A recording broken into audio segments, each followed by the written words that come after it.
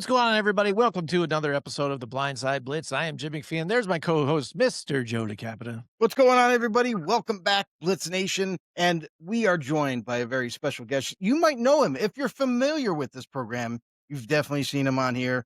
He is the man that is a scout, former scout of the Atlanta Falcons, also still dabbles into the scouting realm, also helping out other prospects to transition towards the new level of football. It is Rodrik David. Really appreciate you, my man.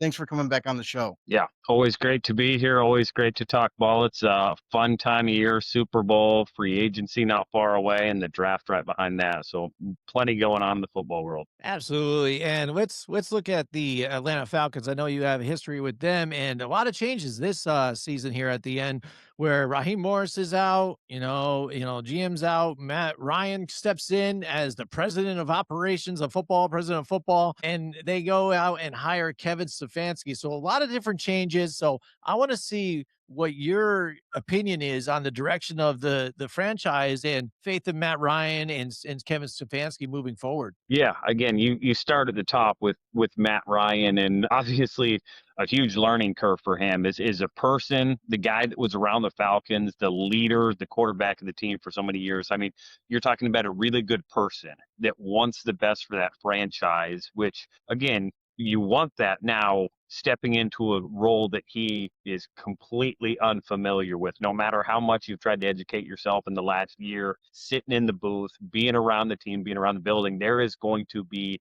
a lot new to him. Now, again, there are some really good business people, some really good, I don't know, vice presidents, EVP, again, whatever it is around that Falcons organization, a number of good people that are going to have to really guide him. Again, Matt is, I think, going to make good decisions as good as he can. There's just going to be a ton new for him. So I think going out and getting either the GM or the head coach had to have some experience, obviously, because Kevin Stefanski has that. Again, but steps into a franchise that has a good bit to figure out. And then Ian Cunningham, again, he's been a guy that's been expected to be a GM for the last couple of years, has done a lot of interviews, well thought of, highly thought of, very smart, is going to get that front office, really not even get that front office. There's a lot of really good scouts, a lot of really good people in that front office. And again, it's going to be about setting that direction. What does Kevin want on the field? What does he want on the roster? Let the scouts go and find it. And again, getting those two who I don't believe have a work history together. It's something I talk about all the time. Those guys have to get in lockstep really quickly. And it starts with the quarterback spot. Is Mike Penix the guy moving forward? Or, hey, is it going to be turn it around and try to rerun it in some way, shape, or form? Again, they've got a lot to figure out really quick here as they're jumping into February meetings, getting ready for the combine. So it is, again, I think there are some good positive signs there, a lot yet to be seen, and I think we'll know a lot year one how well those guys get in lockstep. Now, as far as the coaching too, I know a lot of fans. We have one of our followers that watches our other show as well. He was upset with the fact that they picked Kevin Stefanski, really high on Clint Kubiak. Now, are you on the same page with them and thinking maybe go with the coach that has experience and being a head coach already in the league, as opposed to waiting until now the Super Bowl is over to go out and get a coach who is an offensive coordinator, but now coaching for his first time? Yeah, again, you're in a tough spot there as an organization because the Falcons may have very well said, "Hey, Clint, we're willing to wait for you," and Clint said, "Hey, I think I may have greener grasses." Again, you never quite know what goes on behind the scenes. Again, for that head coaching spot, again, obviously we know Clint is an excellent offensive coordinator. He has put together a really good offense. He has gotten Sam Darnold again, taking that next step from Minnesota. But being a really good offensive or defensive coordinator is very different than being a good head coach. And it really comes down to that leadership, the communication, being able to get your staff right. Again, did Kevin Stefanski do that in Cleveland? He had a veteran in Jim Schwartz on the defensive side of the ball. Over on offense, man, it was a really, really mixed bag over the years, and obviously not a ton of success or wins to show for it. With Clint, again, comes back to, is he a leader? Is he a guy that's going to be able to have the hard conversations? Again, get the staff moving in the right direction. That is always the question. Again, every head coach, first time head coach, has that challenge of stepping in front of the team as the guy, being the ultimate, guy that has to answer those questions. Again, Clint has experience, obviously been around. His dad has been around a number of good ones, has seen Mike McDonald do it. And now he'll have his chance, what appears to be his chance in Vegas, and it's going to be, it's going to come down to it. So I can understand for Falcons fans the angst, because again, Stefanski did have a number of opportunities, pushed a lot of buttons, and had multiple quarterbacks and couldn't quite win with any of them. So he's going to step into a situation where that quarterback may have a year with Penix before he decides to move on, and he's going to have a short track to prove it, I think. Yeah, I mean, and it's interesting to see how the dynamic unfolds for Atlanta going forward. What does that mean? Just like you were talking about, like, what does it mean staff wise? What does it mean direction of the head coach? It's interesting too, because for Stefanski, formerly of the Cleveland Browns, he had ample opportunity over there to get things right. And just, whether it be right, wrong, indifferent, his time that he spent there couldn't ever get it changed around. Do you think that it gave in the interview process, because a lot of things happen that we don't know about, he must have blew away the Atlanta Falcons organization with his mentality and his direction for that team. You think that's what sold him on just going for Stefanski, because he had experience and maybe some of the things that he was stating about their roster? Yeah, again, obviously you say the right things. You have to assume he believes it. Again, you typically think a head coach is going to get two chances, and if Stefanski really presented it well and then took this job, again, you have to believe he believes in Mike Penix as the quarterback moving forward. Obviously, anybody is going to be able to say really good things about Bishop Robinson, that offensive. That's a really good group. They've got a really good Yeah. defense. Again, similar to his situation in Cleveland, he was basically told, "Hey, this is going to be your defensive coordinator." And Jeff Ulbrich, he is a good one. Got to work with him. That's a Right. talented There's a lot of really good pieces on this Atlanta Falcons roster. Again, it goes back to that difference. In Cleveland, you get to about 500, you're going to win Coach of the Year. And we saw him do it twice. In Right. Atlanta, Yeah, if he's right. 500 for 2 straight years, he may find himself on the job line again, because again, that is not going to get it done. Again, Arthur Blank has shown that, again, it's not going to be, we're not going to be patient, especially with a veteran head coach, a young new GM. I think he'll get 2 years to prove he can do it. You better Mhm. see turnaround this year, maybe even into next year, get to 9 wins, be a wild card team. Otherwise, I think Ian will get the chance to go find his own head coach, and instead of being kind of paired with Stefanski in the way he was this year. Yeah, we talk about talent. We've talked about talent on the roster for the Atlanta Falcons. Now, let's break it off and talk about talent that from East West Shrine Game, Senior Bowl has definitely concluded. We saw the practices leading up to those games, and there were some names that, gotta be honest with you, Roderick, I was a little unaware of, and then some that were a little familiar. We're gonna start off right now. Gotta get your input on these guys. I know it's still early in the process as well, but for right now, the kid from John Carroll was one that, piqued my interest a little bit. Wide receiver Tyron Montgomery. What do you got to say about him? Yeah, it's a fun group. It's always fun when these small school guys have actually been on your radar for a little bit, and scouts have known about this kid all year. Oh, of course. Again, not a real long football background. Again, that's one of those first things when you're getting it done at any level with the physical traits, and you don't have a long history of football, which this kid doesn't.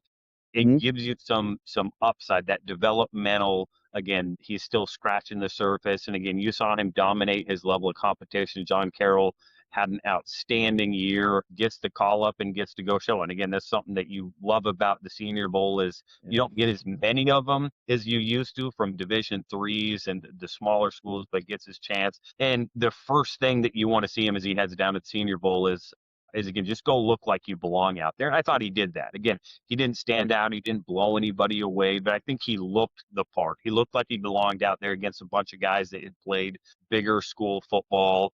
Again, obviously the who he is. Sounds like he's a great kid, hungry, wants to be good in the process. So again, checks a lot of those boxes. Again, he'll be one of those guys. Is 40. Again, you definitely want to see him run because didn't have the greatest spring 40 time for wide receivers. So again, everybody's going to be paying close attention to that through the process.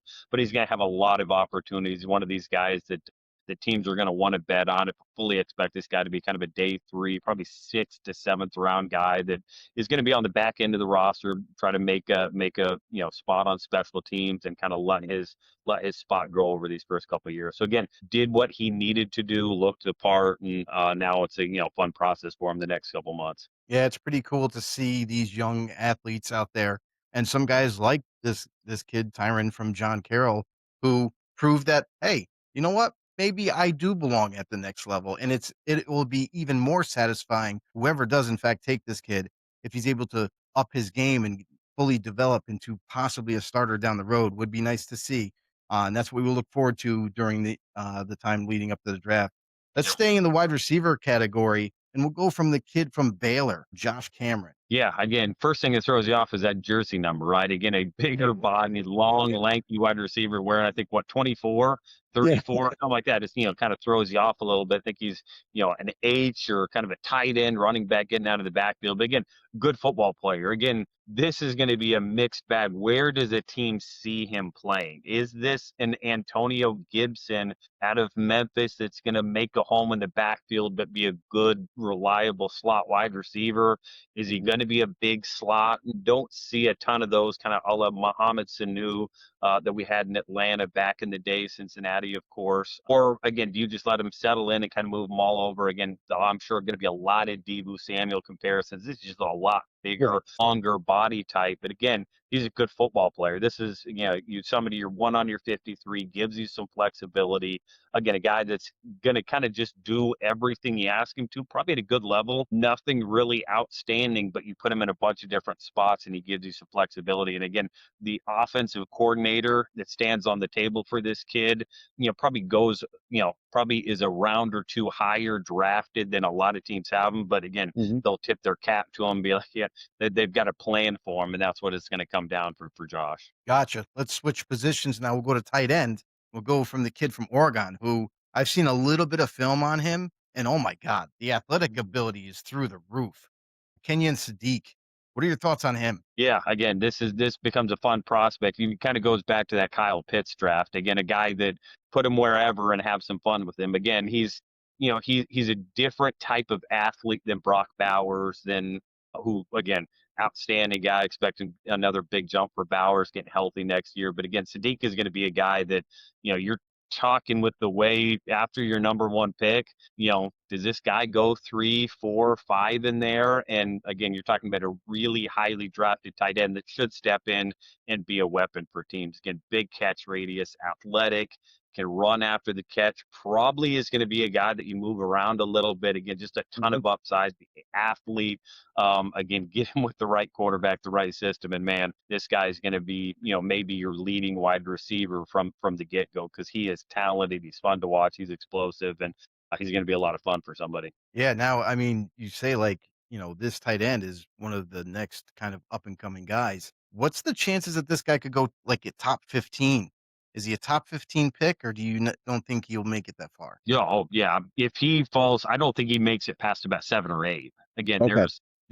the way the first round is going. Again, Fernando Mendoza is going number 1. I think that is, I don't think anything Guaranteed about almost. that from 2 until about 8. I Mhm. think any of those teams would be happy to move down if somebody called. But Right. at the end of the day, chances are at least 4 or 5 of those teams are going to have to make picks and okay, go get the best player on the board. For some teams, it may be Kenyon Sadiq. So I don't think he makes it. I think 5 is that number. Again, I think it's Okay. going to be 4, 5, or 6. I think Kenyon Sadiq is off the board. Excellent. And here's a guy that like I'm kind of almost falling in love with this guy. I think for some people out there right now because it's so early, they might be paying too much attention about him. But DN Derek Moore from Michigan. Yeah, big, nasty, physical, wants to run through your face type pass rusher. Again, he's one of those guys. You get your finesse rushers, your speed guys that have really good arsenals, and then guys that are just get off the ball and run through your face. And this is Derek Moore. You saw some clips down there in one-on-ones. Like, again, you better get your heels in the ground and get that anchor right, or this guy will run through you. And again, if you can do that, you're dictating a lot to that offensive tackle. And again, as soon as you sit down on him, hey, he does have enough flexibility and bend on the edge. He can throw a scissors, throw a chop, flip the hips, and get around you. So, again, this is a guy that, for a Michigan team that was kind of up and down on both sides of the ball this year, this guy is a starting caliber edge. Again, probably not your number one, but you stick him at left defensive end opposite of Max Crosby, you'd be real happy about that. You stick him opposite your premier number one guy, you're going to wear a right tackle out. You're going to move him around. You're going to get him moving inside versus guards. Again, just a good football player, tough, physical, nasty. That's going to make life miserable for that offensive lineman in front of him. As a Raiders fan, that's music to my ears. I would love him. Come on, Vegas, let's go get him.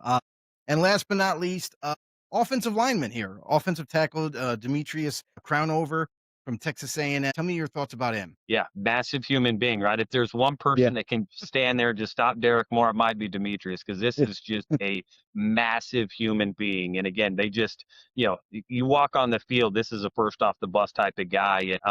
Again, there's going to be teams, again, one of those scheme fit type guys. Again, can he block for everybody in pass pro? Yeah, when you're that big and long, you're going to win a lot of battles. You're going to struggle to move a little bit. Again, the athleticism obviously doesn't jump off tape for this kid, but he is just so big and long. It is hard to get around him. It takes time.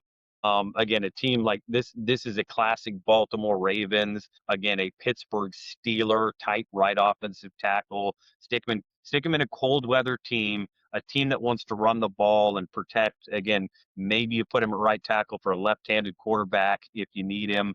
Again, this is just a guy, you don't love him as a scout. There's a lot that you want to be better at, but at the end of the day, if he's protecting on the right side, you're probably pretty happy with him. Yeah, and that's the thing and we're not going to go any farther, everyone. Listen, if you want more information about these guys, I'm going to tell you, stay tuned. We'll have Rodrik on shortly before the draft. Yeah. We kind of get into the flow of things of the draft, and then we'll kind of maybe pick apart some needs and wants and all that. But Rodrik, really do appreciate you. Hey, he's the founder of Right Step Advising, though. So plug the website. Where they got to go to get some more? Yeah. Again, my website, probably if you just want to know more about me, rsafootball.com. Again, my company is Right Step Advising, but check out the Scouting the League podcast. We're up everywhere our podcasts are. I have that video portion on YouTube, Apple Podcasts. Again, Scouting the League. We're doing breakdowns, scouting reports, talking with assistant GMs, people from across the NFL. Again, I love it. Love what I do. Love talking ball. Hey, so now the stage is set. I subscribe. Oh, I know. I subscribe. I'm on there, guys. You guys got to get on there too, because I'll tell you right now, the knowledge that's how you learn, though. Parallel. I'm telling you, if you listen to a podcast like that, that's how you get that inside without being able to be an insider. Like, that's how you do it. You know what I'm saying? So the stage is set right here. The Super Bowl, probably two of the most unlikely teams to make it here. I don't think anybody really guessed these two to be here, but Patriots back in the Super Bowl again. A lot of haters out there again.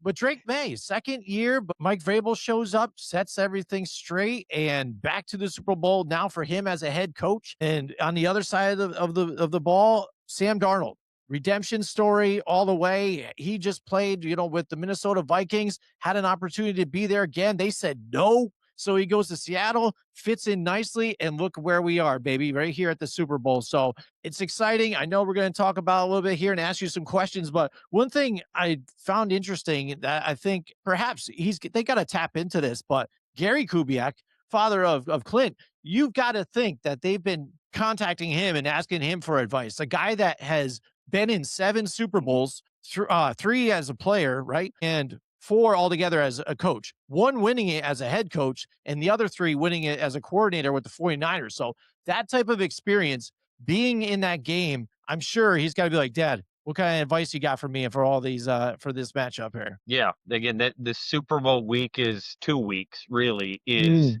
so wild. And that's where Clint, I fully expect to lean on Dad. Because again, when you have 2 weeks to prepare, it can become tough because there's a lot you want to do, But because of the way the Super Bowl schedule is, again, you're basically taking a day or two to get logistics done. You've got a media day, you've got a travel day. So really the week ends up fairly normally once you get down to your NFL host city. I think they're heading out to San Francisco. They'll probably be a little bit later arrival. You're not having to leave time zones. But again, how you prepare as an offensive coordinator is where I'd imagine Clint is really leaning on, whatever advice he gets. Obviously, that front office has been to a Super Bowl before. John Schneider, one of the best in the business, getting that team right. They probably have a pretty good schedule the way they want to operate. And again, it's really just trying to keep coaches, keep players, keep everybody in whatever way they can a routine, because again there's still a football game to go and win. That's where on both sides of it, you got Mike Vrabel, who's been to a bunch of them, Josh McDaniels, who's been to a number of them, and then again you've got John Schneider, the front office, and a few pieces there that have been to a Super Bowl. So you've got some experience on both sides with a 2 week preparation. So that's really where you see it. Other than that, you're running what you've been running all year. You're trying to stick as close to what's gotten you here. And again, looking back at any of those matchups and dig deep there. Yeah. I mean, and Absolutely. that's the thing too with this whole situation with Clint and how the reports are out there saying he's most likely taking a new job. He's going to be the head coach of Vegas Raiders. And the fan base has erupted. As soon as they heard that, Seattle fans were losing their minds saying, "Oh my God, he better pay attention to the Super Bowl." I don't respond that way to that whole thing. I have my other reservations. I think these coaches are dialed in. It doesn't matter if they take a day off to go do interviews. They're locked in because they want to win the Super Bowl. Roderick, do you concur? Yeah, no, absolutely. Again, I have no concerns, about Clint being ready for this thing. Again, and anything that happens, on Super Bowl Sunday is not going to be, a result of Clint having a Zoom interview, having somebody show up at his house to talk football. And guys like Clint, guys that know that this is going to be upcoming. Clint's probably known since probably quarter 3 of the season down the stretch. Like, yeah, his agents, hey, there's going to be teams reaching out to you. Again, you start doing your work in your spare half hour here and there as the season goes. That way, when you hit this time, again, a lot of your interview binder is ready to go, so to say. And again, the easiest thing to point at is your on-field results. And hey, this is the way I view my team, my staff, and we'll get it together after I go win the Lombardi Trophy. Yeah, now you got two teams coming down to the end, Patriots, Seattle Seahawks. In your opinion, Roderick, what are some of the advantages and disadvantages for both teams in this big time matchup? Yeah, I mean this is one where again you talk about some of the experience, the age again for the Patriots, again, obviously Mike Vrabel, man, it's hard to take away the experience that what he has brought. He's been in it as a coach. He is an outstanding leader. Again, I can't say enough about Mike Vrabel. I've learned my defensive line a lot from him when in Ohio State in 2013, getting to work for him. But again, you see him pulling pages out of the Bill Belichick defensive playbook week after week. Standing job. So again, you certainly have to give that head coaching advantage. Over on the other side, you've got a Seahawks roster that I think is probably about a year ahead in the way it was built to where the Patriots are at now. Again, a little bit, more veteran quarterback, even though it's going to be a new experience for Sam Darnold, just slightly more experience. You've got an offensive line. It's been a little bit more together. You've got a few more veteran pieces that have been in the big games. You've got really a roster that, in my opinion, just about a year more mature when it comes to getting to the Super Bowl. So again, I give that offensive line advantage to the Seahawks, quarterback slight advantage to the Seahawks, though Drake Maye's legs, I do believe, will show up in this game in a different way. You've got the Mike Vrabel, experience on the defensive side of the ball, and I think Sam is going to see a lot of new looks, and it's going to be a challenge for that side of the ball. But I think you've got two teams that are going to show up ready to go, low scoring game with the defensive minded head coaches looking to flex that defensive muscle. Now, you brought up Sam Darnold. Like, will Sam Darnold continue his clean play for the Seattle Seahawks, or will the Patriots, which is a very good defense, everyone, force turnovers? Yeah, again, it's going to come down. You better be able to run the ball. Again, we are going to see a steady dose of the run game, I think on both sides of the ball, but it is going to be so important for the Seahawks to not just be able to hand the ball off, but get a little run game going so they can get the boot game going, get Sam working in space, work the levels with Cooper, Shaheed, and Jackson Smith and Jigba. Because again, that is the thing that the Patriots have done all year is create some very different looks like one thing and it shows up to be another. And that's where, Right. if you are the Seahawks, the turnover game is going to be huge. The Patriots have found a way to win, even though they have not been great on the turnover front. But again, the Seahawks, they've been fairly clean on that standpoint. They really raced out to a big lead against San Francisco and never looked back. And against the Rams, they just found a way to hold on to it just a little bit longer. And that was the difference in that game. Gotcha. Will the game be more of a rushing attack to set the tone, do you believe, or will it be decided by just flat out throwing the football all over the place? No, it's going to be a run game. Again, I don't expect either of these quarterbacks. I think 33 attempts. If either quarterback gets over 33 attempts, either things have gone really poorly for you, or it's completely unexpected for me. I expect a steady dose of run game.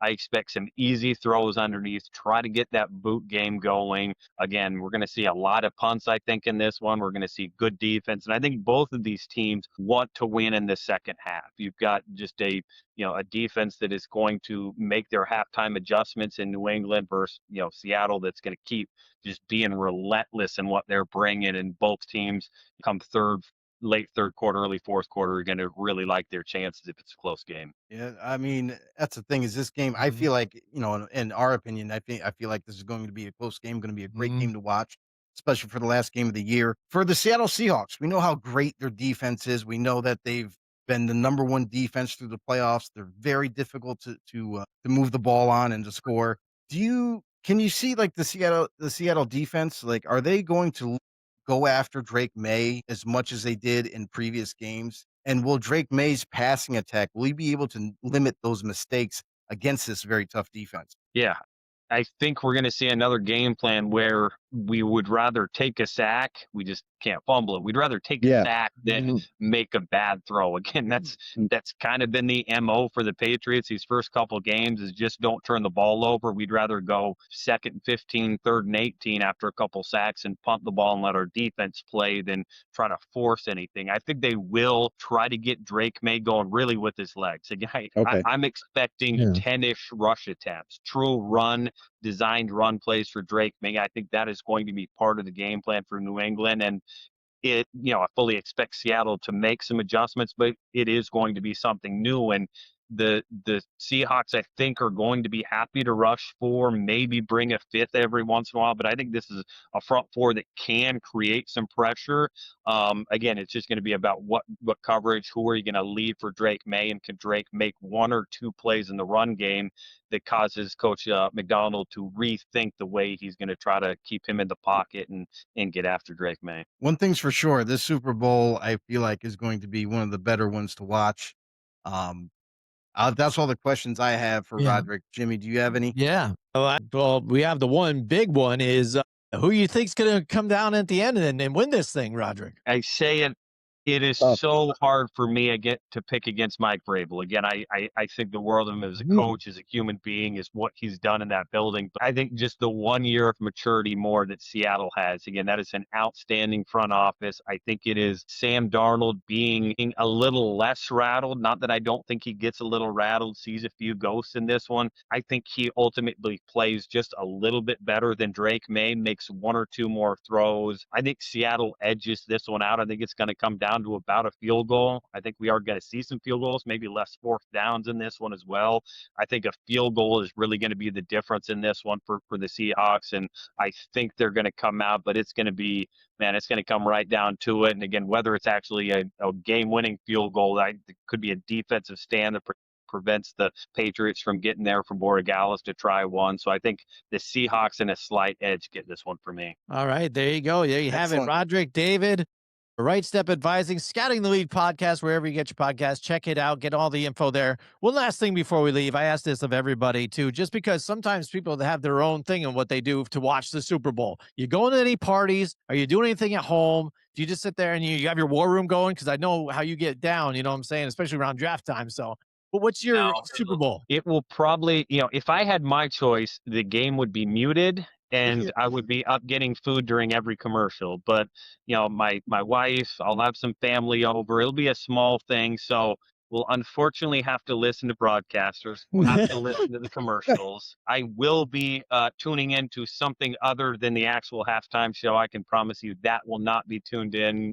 No Bad Bunny for me. Again, I'm sure there's going to be something else good on somewhere. So no halftime. I'll have to grit my teeth and just kind of bear having so many other people because I am usually watching a game on mute by myself in some way, shape, or form, and the Super Bowl's no exception for this one. I got one Excellent. more for you, That's Roderick. One great. bonus question. How many times do you think Chris Collinsworth talks about Patrick Mahomes? Man, that's how many times is he shown? Is he going to be there? We'll probably get a full, analysis of the knee, how the rehab's going. Again, it's going to be at least a couple, and if only Mahomes was playing, everybody would be happy, right? That's Right. Exactly. Right. Awesome. So thank you very much again, Roderick. It's always good talking to you. Yeah.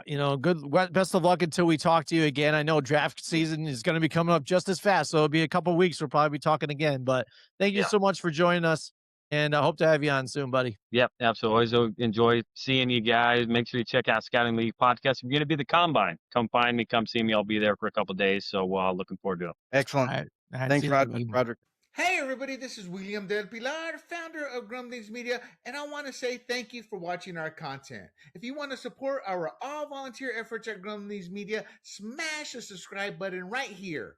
100% free, and please consume and share our great content. Click either one of these two boxes for more of our work.